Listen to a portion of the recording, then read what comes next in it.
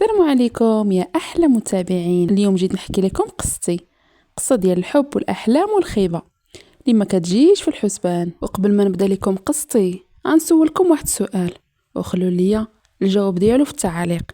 علاش حتى كيوقع لنا الجرح كبير عاد كنكتشفوا قيمتنا؟ بغيتكم تجاوبوني على هذا السؤال.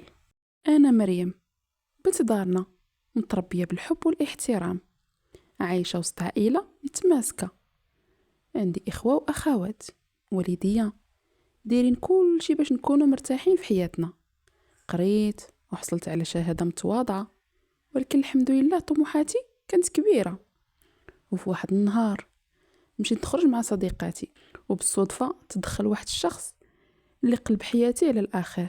تعرفت عليه مهندس هادئ منظم، كلماته كلها ناعمة، ابتسامة ديالو كتطمني وكأنه كيحكي باللغة ديال القلب. كان كلامه ملفوف بالعسل، كل مرة نهضر معاه كنحس براسي مرتاحة وكأنه كيفهمني بلا ما نهضر بزاف. ومع الوقت بدا كيبين لي الحب والاهتمام، حسيت براسي كأني عايشة في حلم. المستقبل اللي كل بنت كتمناه بدا يبان قدامي. كان دايما كيقول لي كلمات تحسني بالقيمة ديالي وكيطمن قلبي. كل نهار كنت كنقضيه معاه كان كيزيد يتقرب مني كتر، وكل مرة كنت كنحس بالراحة والطمأنينة أكتر. جا خطبني من بعد واحد الفترة قصيرة، والديه كانوا متوفيين وكيعيشوا وخوه في دار كبيرة قاسمينها، كل واحد عنده نصيبه. النهار اللي خدينا فيه القرار باش نتزوجوا حسيت وكأن نص حياتي تكمل. كل شي بدا مثالي، ولكن كما ديما الحياة كتخبي لينا مفاجآت. ومع الوقت بدا كيظهر ليا الوجه الحقيقي ديالو، الوجه اللي ما كانتش كنعرفه من قبل. كنت كنتوقع الحب والحنان، ولكن لقيت راسي كنكتشف يوم بعد يوم انه الانسان اللي كان كيبان ليا فيه الحنان او اللي كيبان ليا ملاك ممكن يكون مختلف تماما على اللي حلمت به. بعد ما خطبني وبديت نعيش معاه لحظات ديال الحب، الايام بدات كتكشف لي جانب اخر من شخصيته، جانب ما كنتش كنعرفه من قبل. وهذا الشيء راه وقع لينا كاملين. تيقولوا ما تعرف الشخص تتعاشره. اول حاجه لاحظتها كانت الانتقادات ديالو. مره كيقول لي لبسك ما عجبنيش، هاد اللون ماشي على المستوى، ما ديريش بحال ما هكا. مره اخرى على شعرك مالو هكا، علاش ما تحليش، علاش ما تحليش راه مزيان. كل مره واشنو تيقول لي عليه. وتيعطيني ملاحظات حتى على المكياج، ما ديريش بزاف، خاصك تبسطي الامور شويه. وكاينين هاد النوع من الرجال بزاف، ولكن ماشي غير هاد الشيء. مرات كان كيضحك عليا بطريقه فيها الانتقاد، ومره كيقول كلام كيجرحني، كلمات صغيره ولكن كتدخل القلب بلا رحمه.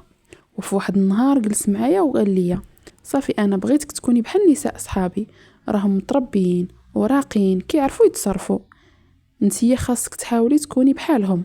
وفي الاول حسيت بالحيره، كيفاش واحد الانسان اللي كان كيبان لي هادئ وحنون يقدر يكون قاسي بهذا الشكل.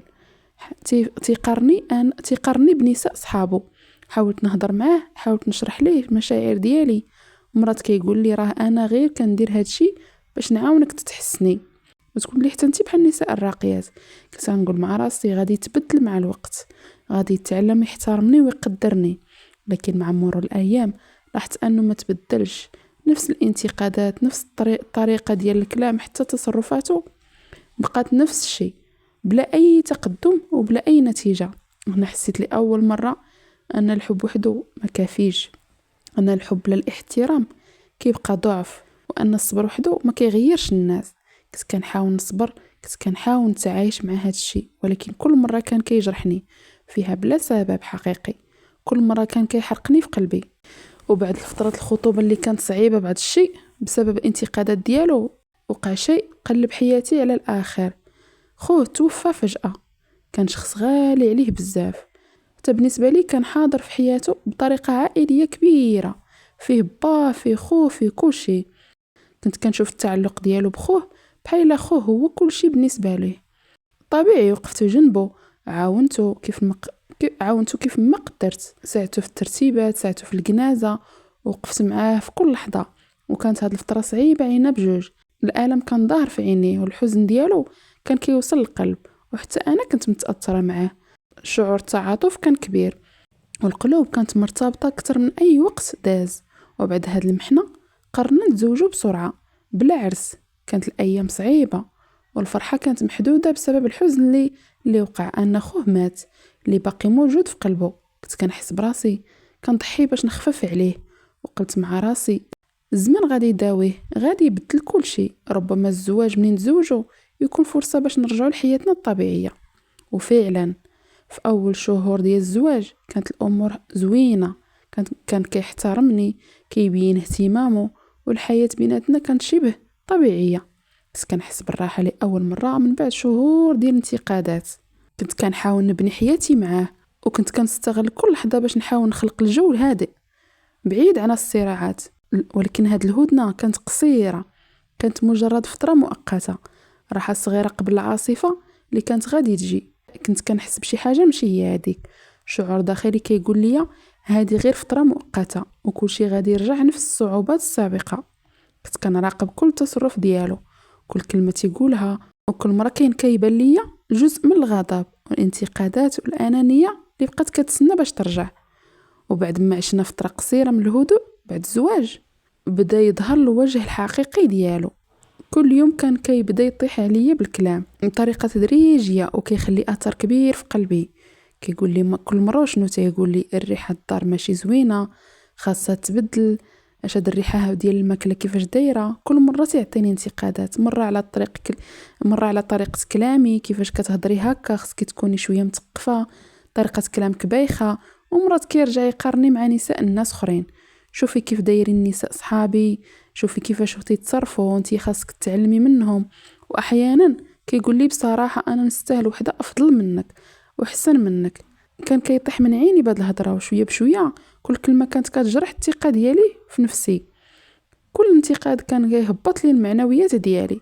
كنت كنحاول نصبر ونحاول نفهم، نحاول نصنع الجو ديال الهدنه، ولكن كانت صعيبه. وانا مزوجه جديده وكنت حاسه انني محاصره بين الحب اللي حسيت به قبل الزواج وبالاهانه اليوميه اللي كتزيد تكبر مع الوقت.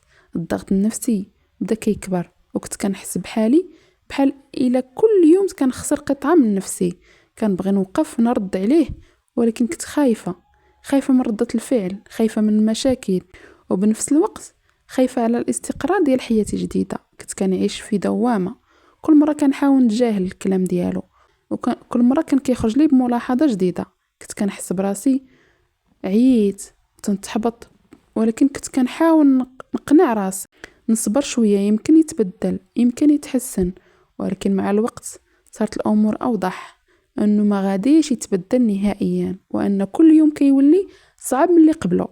الزواج اللي كنت كنحلم به كجنة صغيرة، ولما كان فيه الألم والإهانة والشعور بالضعف. ولكن كل مرة كنت كنحاول نثبت راسي وتنقول أنني كنستاهل الاحترام، ولكن هو كان دائما كيتفادى المسؤولية.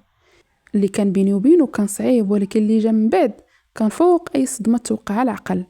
مرات ديال خوه الأرملة كانت كتجي عندي بزاف، كنهضر معها، كنعطيها من قلبي، ونوقف معها في كل صغيرة وكبيرة. تنقول مرت خوه ماشي مشكل، بحال اختي. كنت كنحس بها مسكينة، راجلها مات، يعني غادي نوقفوا معها، الدنيا دارت عليها وخسرات راجلها، اولادها يتيتموا في لحظة. نهار واحد كان الصوت طالع من الطبق الفوقاني، سمعت الصياح وقلبي تشد. طلعت نجري باش نشوف اش واقع. دخلت عليهم ولقيتو واقف، وجهه قصح وعيونه شاعلين، وهي كانت كتحاول تهدر تبكي تشرح، ولكن هو قطعها بالصوت اللي ما فيه حتى رحمة. ولاد خويا عادي يبقاو عندي، وانتي ما غاديش تزوجي حتى نموت. الكلمة ضرباتني، ولكن حاولت ما نبينش. هي طاحت تبكي وانا جمدت بلا حركة. تنقول اش هاد الهضره تيقول، علاش؟ واش هاد السيد ساهل عليه يتحكم في مصير ارمله؟ واش هاد القلب حجره؟ واش عنده قلب ديال الحجر قدام دموعها؟ رجعنا للدار وانا كنقول يمكن غير لحظه غضب، يمكن غير طاح لي المزاج، ولكن العقل ديالي كان كيقول راه هادشي ماشي صدفه. دازت الايام وانا كنحس بواحد الغشاوه فوق عيني. واحد النهار كنت كنقلب باش ندوز الوقت، شعلت التلفازه، وهذه هي الطعنه الكبيره. فيديو ديال الزفاف، شاشة عامرة بالضحك، بالزين، بالموسيقى اللي جا على بالكم، وسطهم هو وهي الأرملة ديال خوه، وهو راجلي. الضحك، الصور، صحابه فرحانين إلى آخره. العالم تحبس. الدقة كانت قوية، درت في قلبي بحال حد السكين.